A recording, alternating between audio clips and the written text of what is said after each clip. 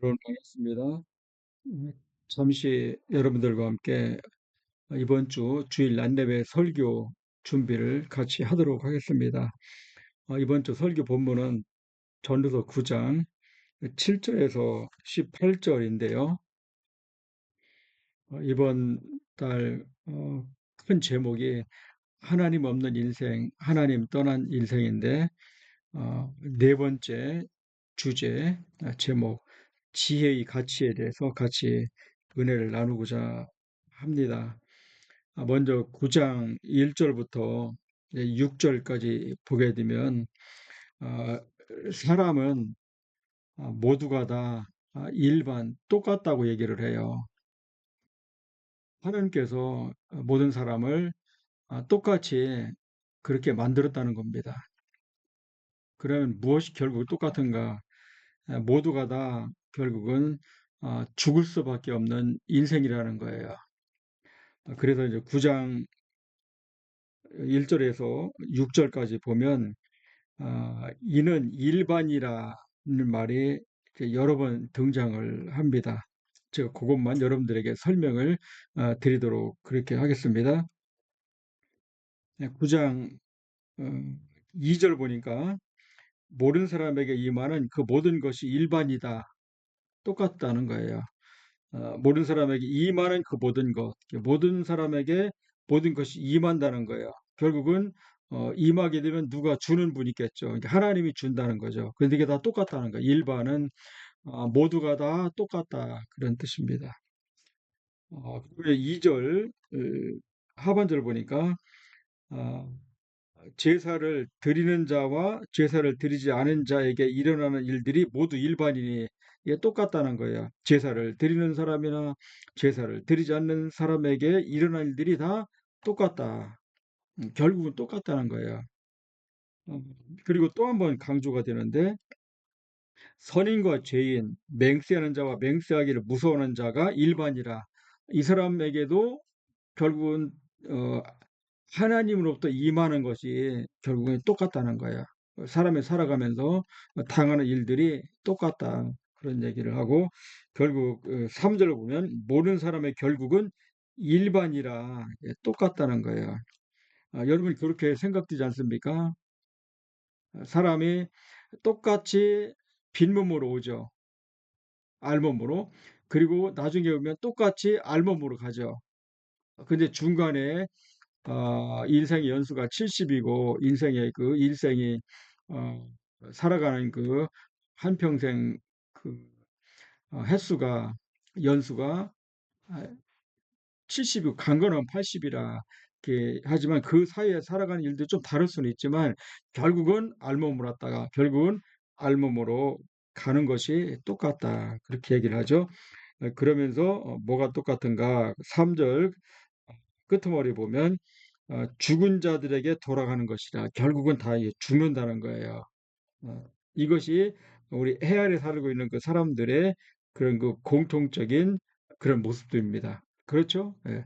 그런데 중요한 건 뭐예요? 우리는 이렇게 모두가 다 죽는 그런 인생 가운데 우리가 살아가지만 우리는 그리스도 안에서 새로운 피조물로 되었고 그리고 우리가 하나님의 자녀가 돼서 영생을 살아가는 거죠.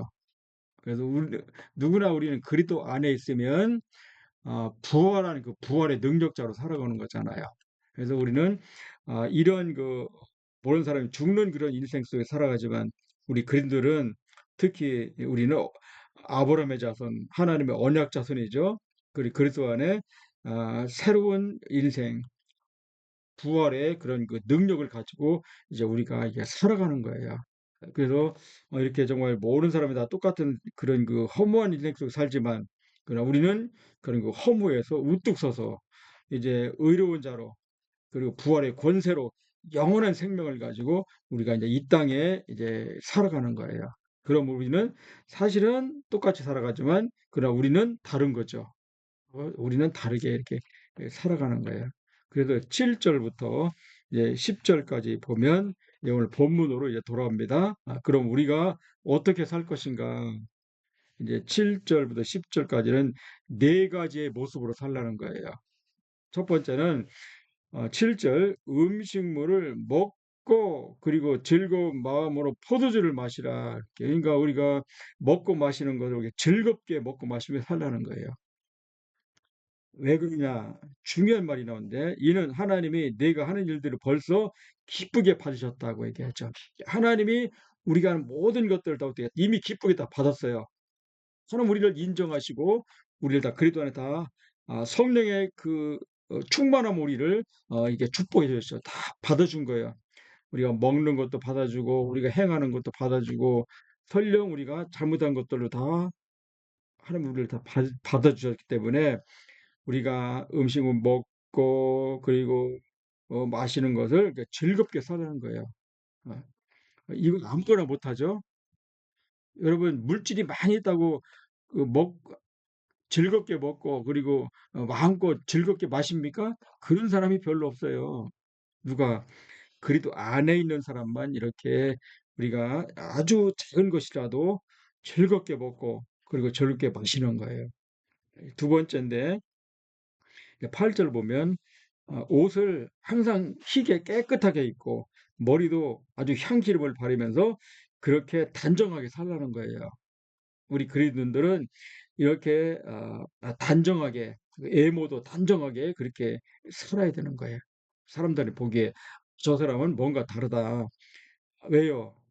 우리가 다 지치는 허무한 인생 속에 정말 지친 몸으로 다른 사람은 살아가지고 우리는 그렇지 않으니까 우리는 영원한 생명을 살아가는 사람이기 때문에 밝고 건강하고 그렇게 살아가는 거죠. 그래서 사도 바울은 뭐라고 그래요?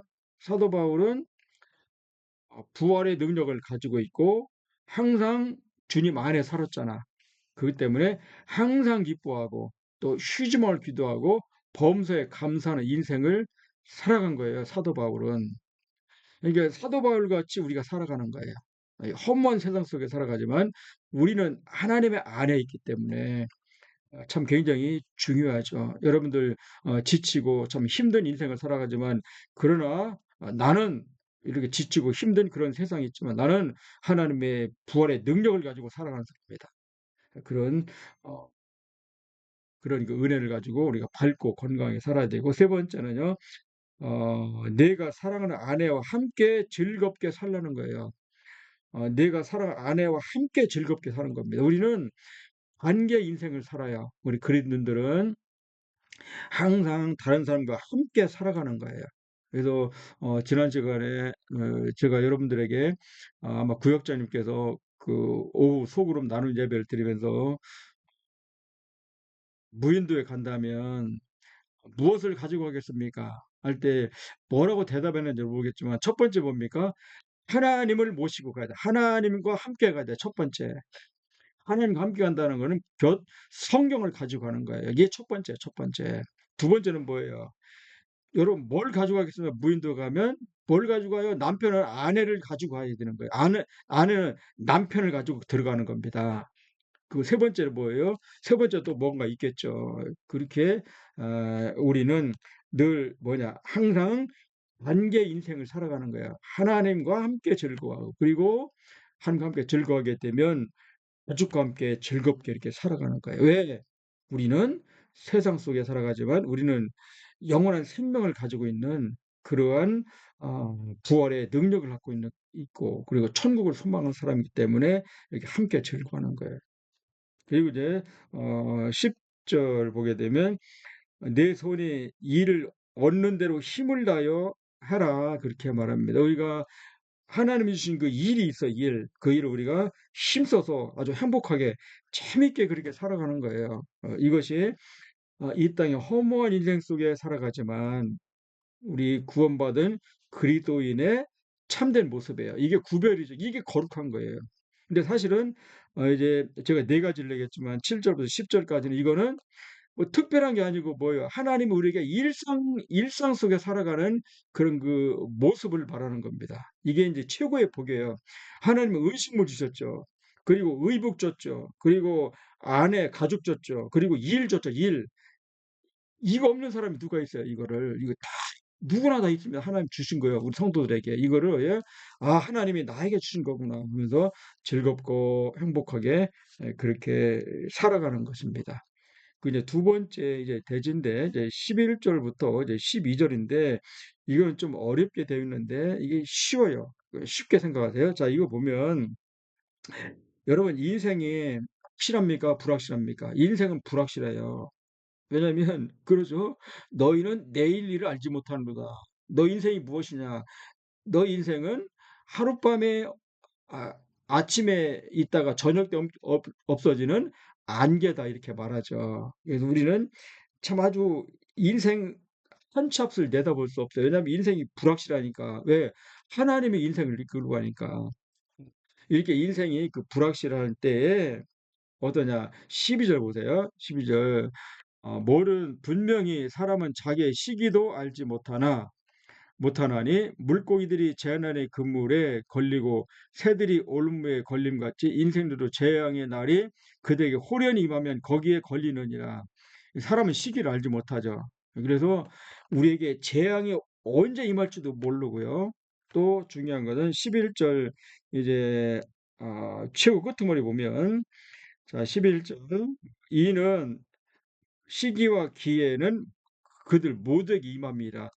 이게 우리에게는요, 이게 시기와 기회가 우리 모두에게 다 임합니다. 임한다는 건 시기와 기회도 하나님 우리에게 준다는 거죠. 근데 그 시기와 기회는 좋은 기회도 있지만 또 나쁜 기회도 있어요. 그렇죠? 우리 그리스도인이라고 해서 우리가 부활의 권세를 갖고 있다 하더라도 우리에게 항상 좋은 일만 있는 건 아니잖아요. 우리에게는 즐거운 일도 있고 또 즐겁지 않은 재앙이 우리에게 임할 수도 있고 질병이 올 수도 있고 또 사고를 당할 수도 있고 또 우리 어떻게 보면 또 좋은 기회도 오죠. 하나님께서 좋은 축복 기회도. 근데 다 오는 거예요. 근데 우리는 하나님이 주신 거는 좋든 나쁘든 그걸 어떻게 우리가 잘 이용을 해야 되고 거기에서 뭘 해야 되냐. 그것을 주신 하나님을 먼저 봐야 돼요. 하나님이 나에게 이런 걸 줬구나. 내가 이걸 어떻게 해야 될까? 그래서 좋은 기회면 그거를 정말 그러죠. 세월을 아끼라 때가 악하니라. 그러므로 어리석은 자가 되지 말고 지혜로운 사람이 되라. 하나님 좋은 기회를 줬으면 그거를 잘 이용을 하고요. 그걸 통해서 정말 인생을 더 하나님께 가까이 가고 하나님께 영광을 돌리는 그러한 그 좋은 기회로 삼아야 되고 또 하나는 우리에게 또 나쁜 기회, 이건 재앙이죠. 나쁜 재앙이 올 수도 있죠. 우리에게 사고가 당할 수도 있고. 근데 이거는 하나님이 나에게 준 거예요. 재앙을, 또 사고를. 그러면 그 사고와 재앙을 주니까 하나님을 먼저 바라보니까 하나님이 그걸 내가 왜 줬을까? 그리고 그걸 통해서 또 하나님과 가까워지고 그러면 그 나쁜 그 사고도 우리에게 그걸 통해서 정말 하나님께 영광을 돌리는 그런 전화 위복의 그런 것 축복이 되는 겁니다. 이것이 우리가 부활의 권세를 가지고 그리스도 안에 이제 다시 의롭게 된 그런 성도로서 살아가는 그 지혜 중에 지혜인 거예요. 자, 이제 마지막인데 13절부터 이제 18절까지는 이게 좀 복잡한데 이런 겁니다. 이게 그 어떤 그 조그마한 성이 있었는데 그 성에 아주 그냥 그 대적 큰 나라의 그 왕이 쳐들어왔어요. 그래서 막 그 작은 그 성, 그 나라를 막 공격을 하는 거예요.